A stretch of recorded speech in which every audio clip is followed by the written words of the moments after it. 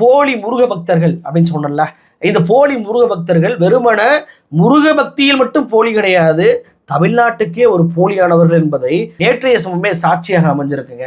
மதுரைக்கு மெட்ரோ கொடுங்க அப்படின்னு சொல்லி கேட்டப்ப மெட்ரோ கொடுக்க முடியாதுன்னாங்க.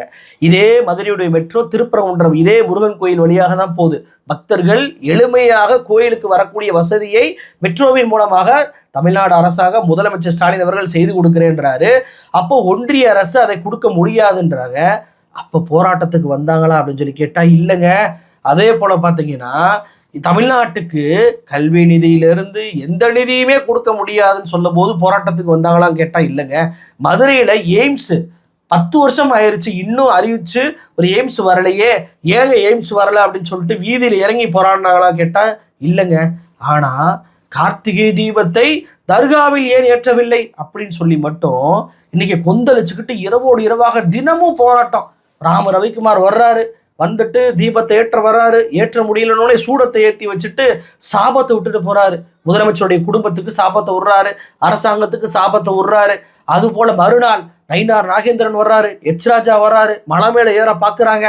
போலீஸ் தடுத்த உடனேயே அந்த போலீஸுக்கு எதிரான அரசாங்கத்திற்கு எதிரான ஒரு முழக்கத்தை எழுப்பி கொண்டு போராட்டத்தை நடத்தி கொண்டு கைதாகிறாங்க. ஏன் இந்த கைதெல்லாம் மதுரையுடைய மெட்ரோவுக்கும் மதுரையுடைய எய்ம்ஸ் மருத்துவமனைக்கு இல்லை அப்படின்ற கேள்விக்கு இதுவரைக்கும் பதில் இல்லை.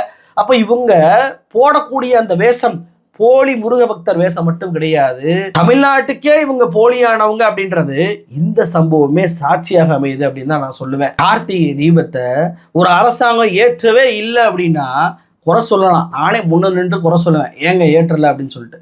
100 வருஷமா ஏற்றக்கூடிய இடத்துல ஏற்றிய பின்பும் கூட நான் சொல்ற இடத்துல தான் ஏற்றணும் அப்படின்னு சொல்லி காட்டக்கூடிய அந்த பிடிவாதம் என்பது அவங்க கார்த்திகை தீபத்திற்காக இல்லை, அவங்களுடைய நோக்கம் தர்காவை சேதப்படுத்தணும், அந்த இடத்துல தர்கா இல்லாம ஆக்கணும் அப்படின்ற நோக்கமாக தான் இருக்கு அப்படின்றத புரிஞ்சு கொள்ள முடியுதா இல்லையா?